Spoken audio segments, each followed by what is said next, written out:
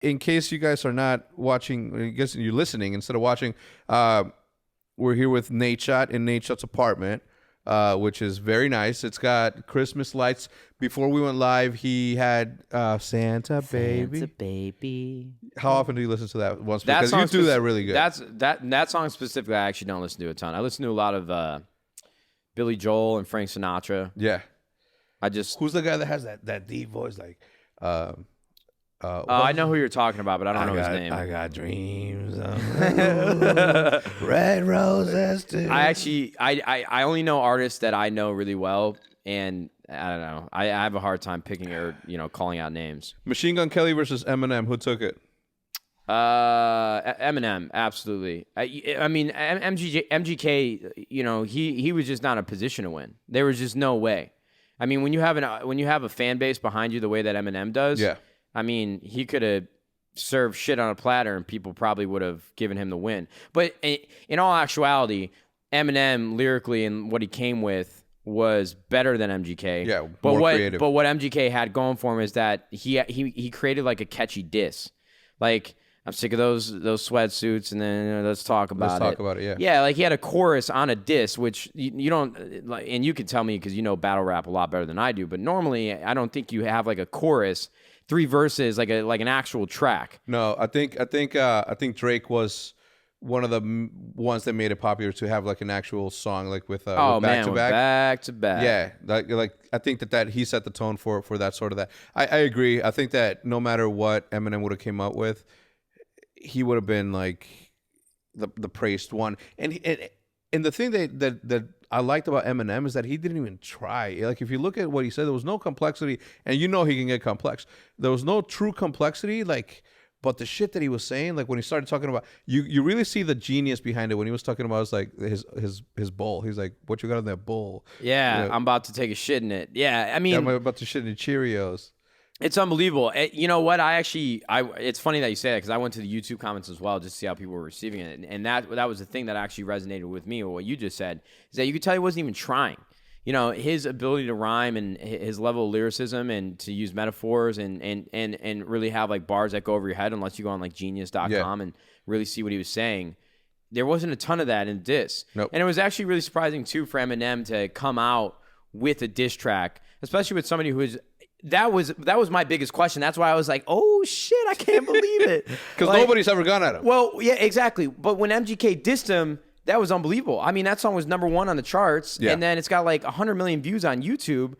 But the biggest question that I had was, I mean, would Eminem actually respond to this? Like, does he need to? I mean, it's so below him. Yeah. Like, would he actually respond to it? And then all of a sudden, I was driving to a lunch meeting, and I saw it pop up on my Twitter feed, and by the time, bro, it was up for like 5 minutes, and it had 50,000 retweets. Yeah. I played in my car, and it started off, it's funny, like, weird beard. It's weird. His beard is weird. And it started off a little, like Rihanna just called me on my text or something, Yeah.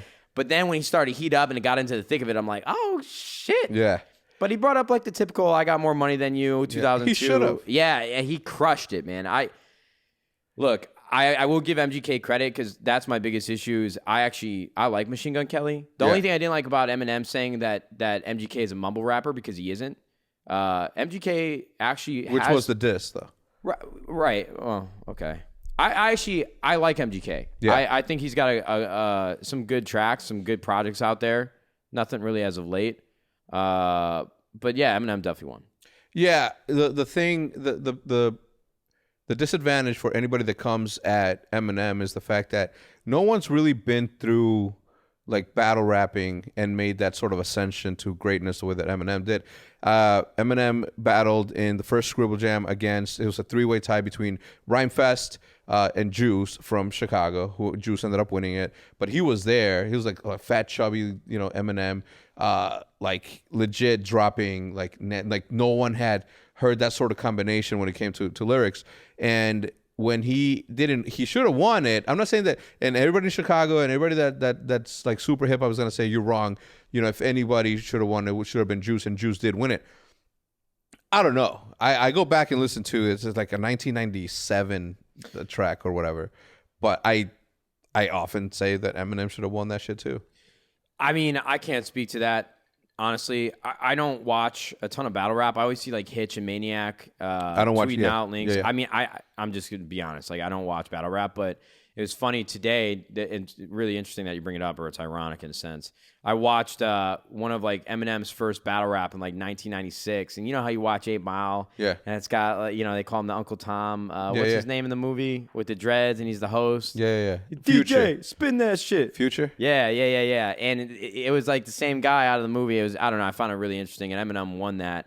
But it's just so interesting to me. For me, I just think it was an uphill battle for MGK in the first place, just because, again, Eminem, he transcended battle rap. He transcended the music industry, and he was one of the, in my opinion, the timeline is a little off, but when you think of hip-hop, you think of Eminem. And for somebody who, obviously, like, being white, it just, his legacy and his, just the reputation that he built for himself through all the years and all the albums and all the trials and tribulations, and just how prolific he was as an individual and polarizing, there's just nobody that's going to trump him. No. It's not possible. Impossible. Yeah, you're right. And what I always revert back to when it comes to like Eminem and his ability to put the rhymes together the way that he did, I always revert back to the fact that he did have the white going against him in a place where racism, reverse racism was a thing. Nobody would like the white rappers. Like, they think about Vanilla Ice, think about Snow, think the Eminem Farmer. This is all you, man. You don't know. I didn't come into hip hop at that time, man. I came into hip hop with like just watching MTV Jams all day with my older brother. Like the early 2000s, and I came in on just different artists. So I can't. Yeah. And truthfully, I never went back and listened to like, what's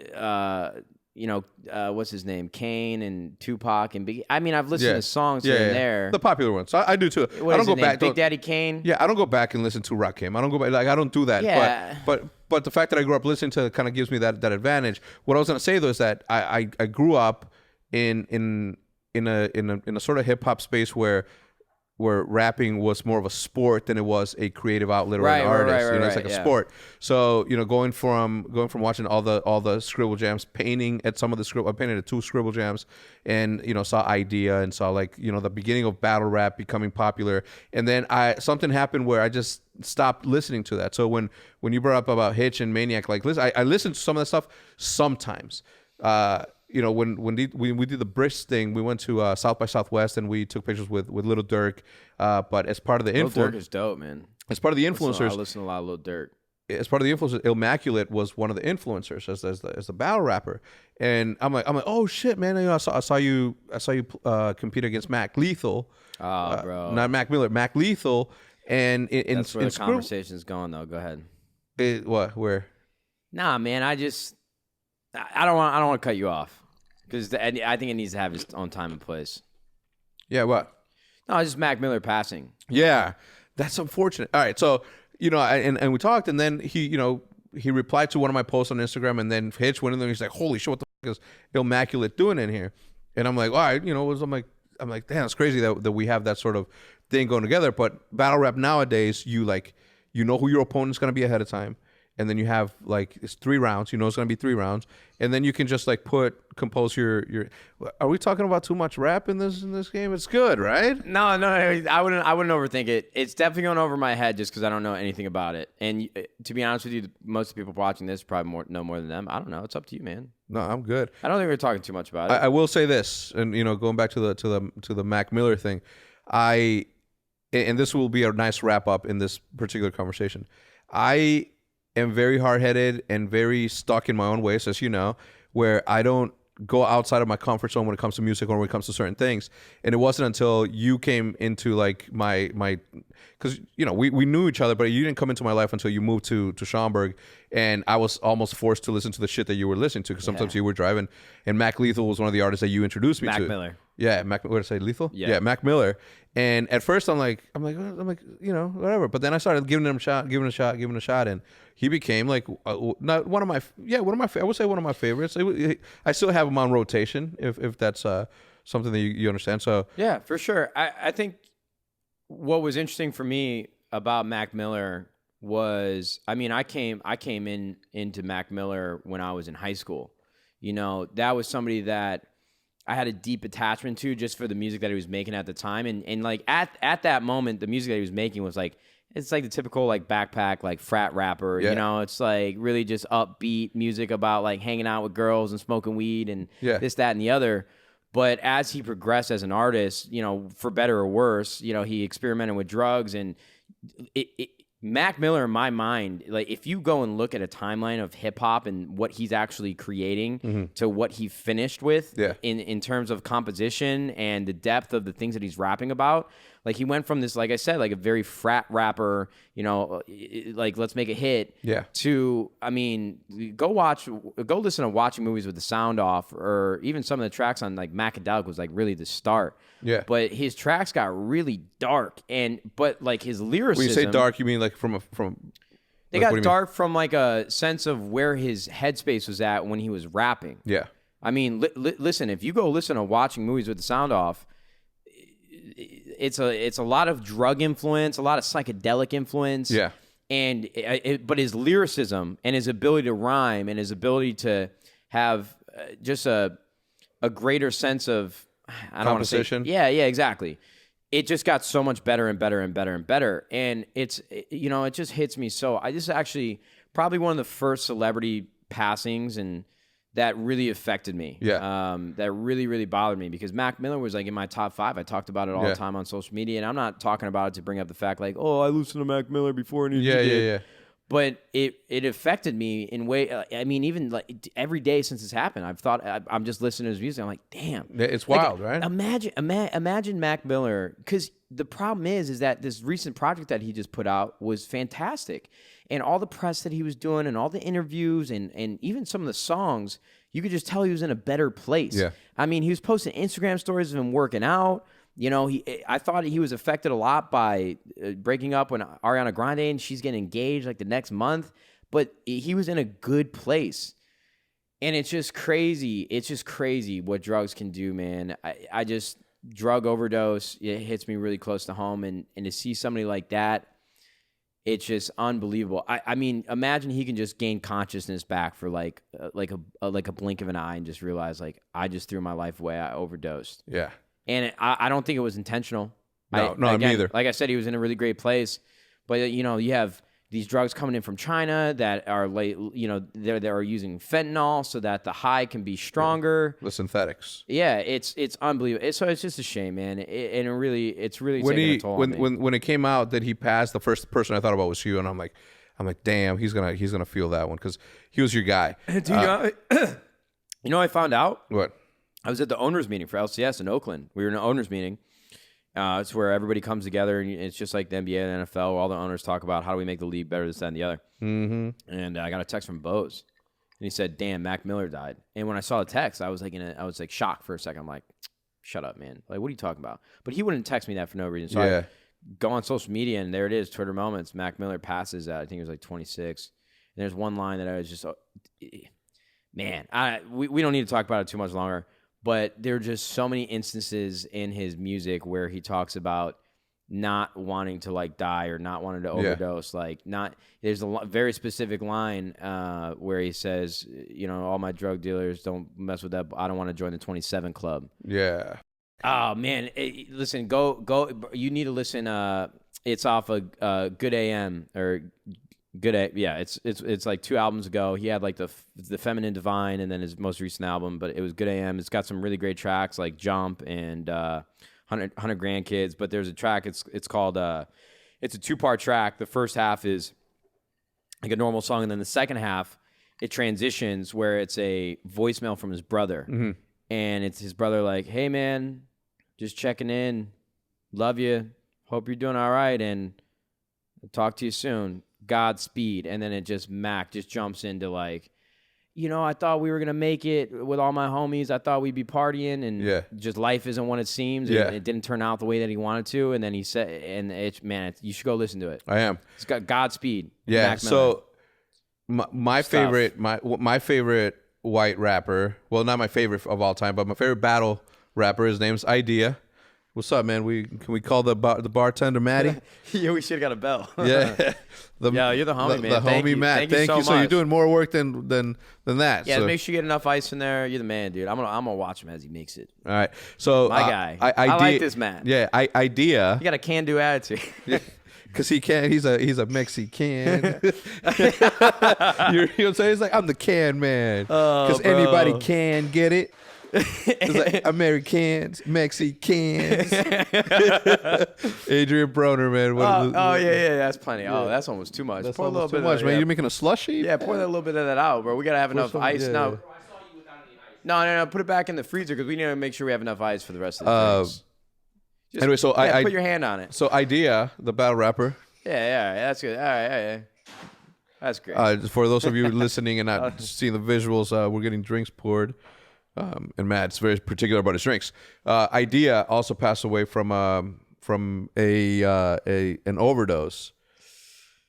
Hold on, we're watching, and when he passed, it hurt me. And this was like years after I'd stopped listening to him on a regular basis. And you know, for me to see this continually happen is just wild, man. I mean, it just happened to how many rappers this year alone? How many young rappers this year alone? That lean is like, how is, I don't know. It's a lifestyle, unfortunately. It's not the lifestyle. It is for rappers. I don't know, man. It's tough, dude. It really is because, you know, I actually, a lot of people don't know about this. I speak about it a lot more openly now. My mom actually passed away from overdose, and I'm not even sure if you knew that. No, I didn't. Yeah. You know, my mom was really sick, and my mom wasn't a drug addict. No. But she had a lot. She had a seizure while driving, and she broke a vertebrae in her back. And these doctors, I mean, this situation, rightfully so, they prescribed her like painkillers. But my mom just got it. Thank you very much. My mom just got addicted to painkillers, and she went to rehab at one point. She didn't end up finishing. I didn't know that, man. Yeah, man. Well, I didn't know about it at first until my dad, you know, finally told me. But yeah, my mom passed away from overdose, and so once I have all these people in nowadays, I mean, that's why I don't take NyQuil. I don't take no drugs. You know, people ask me like, why don't you take anything for anxiety? And I know it's completely different. I just don't like taking things that like affect my mental state. And I know alcohol, whatever. But yeah, it's just overdoses. It's crazy. It's an epidemic. It is an epidemic. Ask Jude how often I take Advil or Benadryl or any. I just don't do that. I got some. No, I was just myself. But I'm the same way, dude. I can't. It's. I don't know what it is. I am a literal, like, I want to say almost. I don't know. I don't know if I'm afraid of it or what. I just don't take pills. Man, just. Yeah, this is just a PSA. Like, just don't with these drugs, man. It's not cool. It's not cool because people are rapping about it. It has a detrimental effect on yourself and the people around you. Like, it's a life lesson that people need to wake up. And I'm sure there are cases where people actually need these drugs, man. But these doctors, they write these scripts like it's candy, and there's no thought for what it can turn into because they're highly addictive. And even some, like I said, even like some of the best people just can't get away from it. No. It's awful, man. It's terrible. I mean, we'll wrap it up. We'll wrap up the rap talk with this thought. When we were at Fwiz's bachelor party, you played "Lucid Dreams" by Juice WRLD. He's from like Mount Prospect in Chicago. Yeah, Mount Prospect. Mount Prospect's Judith around there. Or Homewood Flossmoor, I mean. Where? Homewood Flossmoor. Say it again? Homewood Flossmoor. It's on the south side. Okay, when you said Mount Prospect, I'm like, Jude went to Mount Prospect. No, I'm sorry. It was Homewood Flossmoor and Juice WRLD. That's a nice suburb. No, we used to play baseball against them. Homewood Flossmoor. They were always really good. Anyway, so when I listened to it, you know, first they had the Nas beat. That's the first thing they cut out. And I'm like, all right, cool. Well, that's what people are listening to nowadays. But I went to a wedding the following weekend, and San Diego, right? Yeah, that was the bachelor party in San Diego, but the wedding was in Chicago. And the guy that was getting married, a good friend of mine, over 20 years, his son is like 13 years old. His name is Isaiah. He was listening to Juice WRLD, and I started listening. I listened to it, and then there's a part in there that says I take prescription. What does it say? I take prescription pills to make the pain go away or some shit. I mean, literally every song off that EP has something to do with drugs. Okay, so I got into this sort of. But that's the problem is I like the music. Yeah, I get it, but I like Juice WRLD. I went into this rant where I'm not defending my generation rap because it was all about killing, and because we were rhyming about killing people and doing drive-bys and all that shit from gangster rap. There was a lot of gangster raps and shooting. Yeah, it's influential. So when you're telling 13-year-old kids that I take prescription drugs to do, to cope with shit, it's not good. You're not. I mean, this is a rabbit hole, man. But that in itself, not to cut you off, that is like the fundamental issue. I like Juice WRLD's music. I listen to Juice WRLD's music.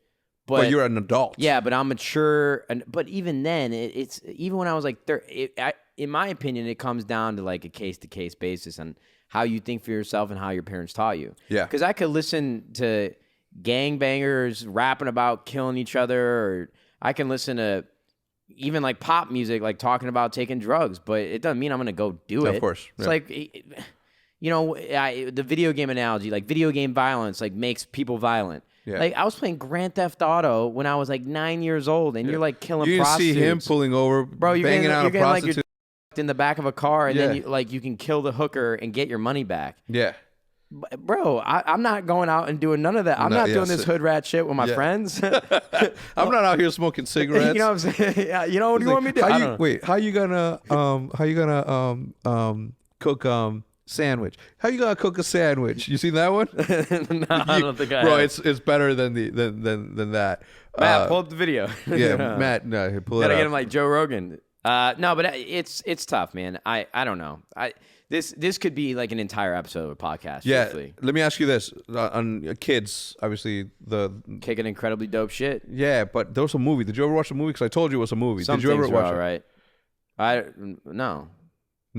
You gotta watch the movie Kids. It's downloadable. Oh, I thought you were talking about the Mac Miller. So yeah, I am. Even the cover looks exactly like the movie Kids. Rosario Dawson was in. 1, 2, 3, 4. Crazy ass kids come knocking at the door and let him in. Let him in. All right. Anyway, so I feel like $1 million, but my money don't feel like I do. Yeah. Exactly. Yeah. What made me give him the utmost props, and I think that opened up my ASAP Rock. I know what you're gonna say. When he gave him props, he's rock like ASAP. Yeah. Like the weed and take off. I'm so high. Yeah. So Adolf. And we're talking about ASAP Rock, not ASAP Rocky. And I didn't even know who ASAP Rock was. Yeah. You still wouldn't. It's weird, man. It's all right. Let's move on. Let's move on. We're not going to talk about that. Yo, you know what I like about this is that we've never really talked about hip hop like this. You know, Yeah, I know. Hey, man.